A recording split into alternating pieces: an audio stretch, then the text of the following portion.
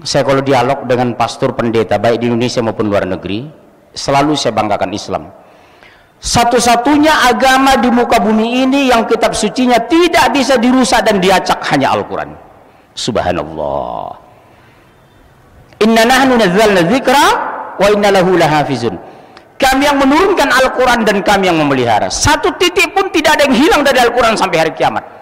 Sering saya katakan, demi Allah saya tidak pernah bangga dengan Batak saya bangga dengan Islam saya. Kalau orang menghina pribadi saya, menghina Batak, silakan. Tapi agama dihina, kita harus bangkit. Allahu Akbar. Harus bangkit sampai titik darah penghabisan karena Al-Quran al-haq datangnya dari Allah. Kalau pribadi kita dihina, puji Allah, subhanallah. Tapi kalau Al-Quran dihina, kita harus bangkit demi Allah. Kenapa kita bangkit membela Al-Quran? Wa tammat kalimatu rabbika sidqa wa adlah. Telah sempurna kalimat-kalimat Allah, namanya Al-Quran, sidqa wa adla, benar dan adil. Karena orang yang kembali kepada Al-Quran apa? Fala khaufun alaihim wala hum yahzanun. Siapa yang patuh kepada Allah, mengikuti perintah Allah dalam Al-Quran, dijamin fala khaufun alaihim wala hum yahzanun. Tidak ada kekhawatiran bagi mereka dan tidak bersedih hati. Orang yang Al-Quran tidak akan pernah sombong ketika kaya, tidak minder ketika miskin, tidak merasa hina ketika dilecehkan orang, tidak pernah bangga ketika dipuji. Itu orang beriman, Pak. Kita jadikan Al-Quran bahasa bacaan terbaik, sandaran hidup kita. Bisa? Insya Bapak tahu sekarang. Pernah ke Amerika? Pernah ke Amerika? Belum? Kasihan ya. Di Amerika itu saya lihat, Pak, bacaan yang paling banyak adalah Al-Quran. Bahkan Paus Benediktus ke-14 di Vatikan, yang terbanyak dia baca malam hari bukan Injil tapi Al-Quran. Dzalikal kitabul la raiba fihi hudal lil muttaqin. Inilah kitab tidak ada keraguan di dalamnya. Kenapa tidak ada keraguan? Yang menurunkan Allah yang Maha Tahu, yang membawa malaikat Jibril yang tidak dusta dan tidak pelupa, yang menerima Rasulullah yang sempurna, yang mendapat hidayah kita sampai hari ini di Indonesia. Sebuah bacaan yang mulia, enak dianalisa, gampang dibaca, menguntungkan mengamalkannya, berdosa meninggalkannya. Itulah Al-Quran, subhanallah. Keunggulan kedua umat Islam, selalu bicara saya depan pastor dan pendeta. Pak pastor, demi Allah, satu-satunya agama di muka bumi ini yang orangnya bersih, suci, hanya Islam dan umatnya. Contohnya apa? Tidak sah kita sholat kalau tidak berwudu, tidak sah wudu kalau tidak air suci dan mensucikan. Secara teori medis dan uji klinis, Fanta, Coca-Cola, kopi itu bersih secara medis, tapi maaf, tidak bisa dipakai untuk berwudu.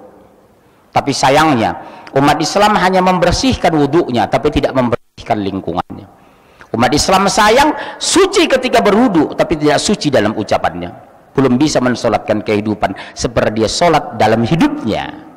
Rajin orang solat kadang masih jahat, suka mengaji tapi masih ngerumpi, suka sedekah tapi kadang masih serakah, berangkat haji tapi masih korupsi. Kenapa? Inna sholata tanha 'anil fahsyi wal munkar wal baghi. Fungsi ini belum sempurna pada diri kita.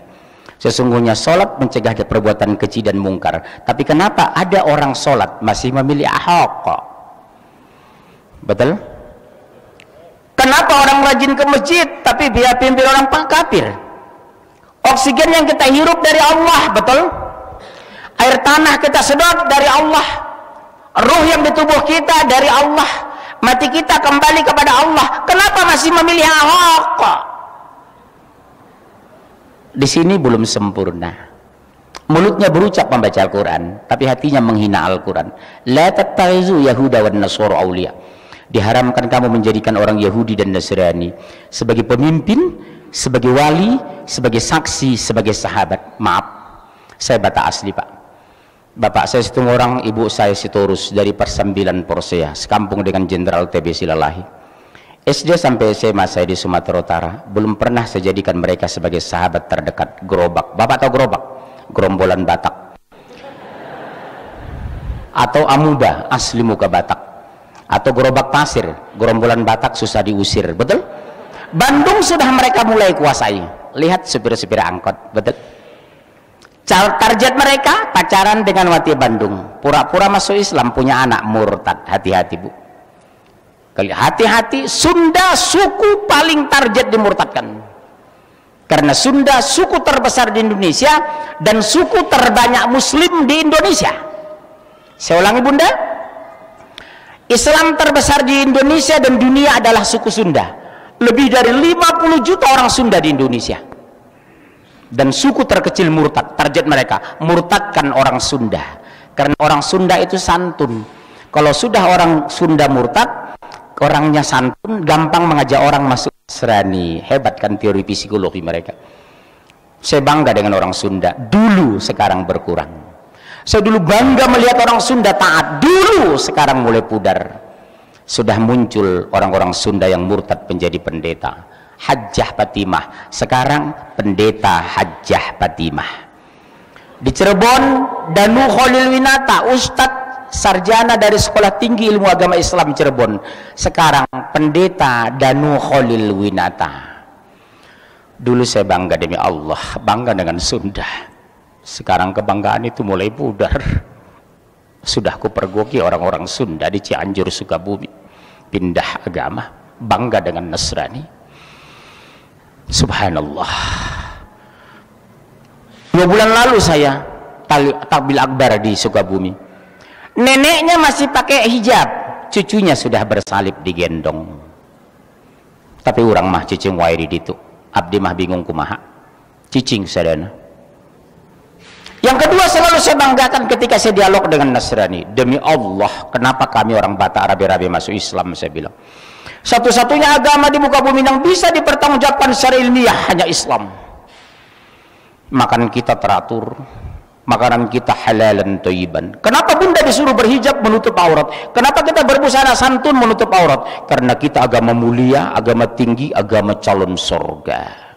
Kenapa orang Nasrani tidak ada peraturan, semua bisa dimakan, orang-orang kafir busananya tidak jelas? Jawabnya karena jatah mereka neraka jahanam. Kenapa kita banyak diatur? Karena kita mulia dan tinggi, kita agung dan calon surga. Kita harus bangga, tanamkan kepada anak, demi Allah nak, kamu harus bangga sebagai Islam, satu-satunya agama yang benar. Inna dina indallahil Islam. Begitu kamu murtad, neraka jahanam. Anak saya 3 laki-laki Pak. Saya bilang sama anak saya, demi Allah nak, 1 menit pun ayah tidak bisa masukkan kamu ke surga. 1 detik pun ayah tidak bisa mengeluarkan kamu dari neraka. Agar kamu masuk surga, qul atii'u Allah wa atii'ur Rasul, patuhi Allah dan Rasul. Ayah tidak pernah bangga dengan kamu yang S2 dari Jerman. Ayah tidak bangga melihat kamu fasih 3 bahasa asing. Yang membuat ayah bangga terhadap kamu nak hanya 2. Di hari kematian ayah nak, kamu imam jenazah. Di hari kematian kamu nak, kamu husnul khotimah. Itulah kebanggaan ayah sama kalian nak. Di hari kematian ayah, kamu imam jenazah ayah nak. Jangan panggil ustadz mensolatkan ayah. Di hari kematian kamu husnul khotimah. Itulah anak kebanggaan dalam pandangan ayah dan Islam. Bukan berapa banyak rumah yang kamu punya, bukan berapa banyak mobil mewah yang di garasi kamu, bukan berapa miliar deposito yang kamu simpan, tapi di hari kematian kamu nak, husnul khotimah. Sepakat Bunda? Tanamkan kepada anak-anak, mama, umi, demi Allah nak, tidak bangga kamu kaya raya ketika kamu tidak mengenal Allah. Mama tidak bangga kamu S1 ITB S2 Jerman kalau kamu tidak bisa sholat jenazah. Mama tidak pernah bangga rumah kamu mewah di Bandung kalau kamu tidak bisa baca Al-Quran. Demi Allah nak, tanamkan itu Bunda, mumpung kita masih hidup. Bisikan kalimat itu ke kuping mereka. Usia ibu sudah lanjut nak, sementara sholat kamu masih banyak tinggal. Apakah setelah kematian ibu kamu masih masuk masjid nak? Apakah setelah kematian ayahmu kamu masih mengenal Quran nak? Lihat Cianjur Sukabumi, sudah dibangun pusat Katolik terbesar di Asia. 4.500 hektar sudah mereka kuasai. Saya harapkan harusnya hadir hari ini Kang Emil dengan Kang Aher. Saya nggak tahu apakah hadir di sini. Karena penanggung jawab besok di padang mahsyar terhadap orang Sunda selama periode mereka. Satu saja orang Jawa Barat murtad, demi Allah gubernur bertanggung jawab. Satu saja orang Bandung murtad, demi Allah wali kota bertanggung jawab di padang mahsyar yaumil akhir. Panitia ada mengundang gubernur dengan wali kota? Itu sayangnya, kenapa nggak diundang? Saya Pak, kalau turun ke Sumatera, saya perintahkan wali kota, kejaksaan, dari kepolisian, mereka hadir. Suatu saat saya ceramah depan pejabat tinggi di Sumatera Pak. Apa saya bilang Pak, demi Allah Pak Bupati, Pak Wali Kota, saya bilang, satu saja lapar, satu saja murtad di kabupaten dan kota yang Bapak pimpin, demi Allah Bapak bertanggung jawab di padang mahsyar, wallahi. Apa yang terjadi Pak? Begitu turun saya mimbar, bangkit bupatinya, saya dipeluk menangis. Terima kasih Pak Munzir, cuma Bapak yang berani menegur saya seperti ini. Saya berharap sebenarnya Kang Aher hadir dengan Kang Emil, karena hari ini Jawa Barat dan Bandung sedang dikepung orang-orang kafir, kuasai Sunda, karena Jawa Barat hinterland kota Jakarta. Ribuan orang Sunda sekarang murtad setiap tahun dengan dana puluhan triliun per tahun, memurtadkan orang Sunda di Jawa Barat ini.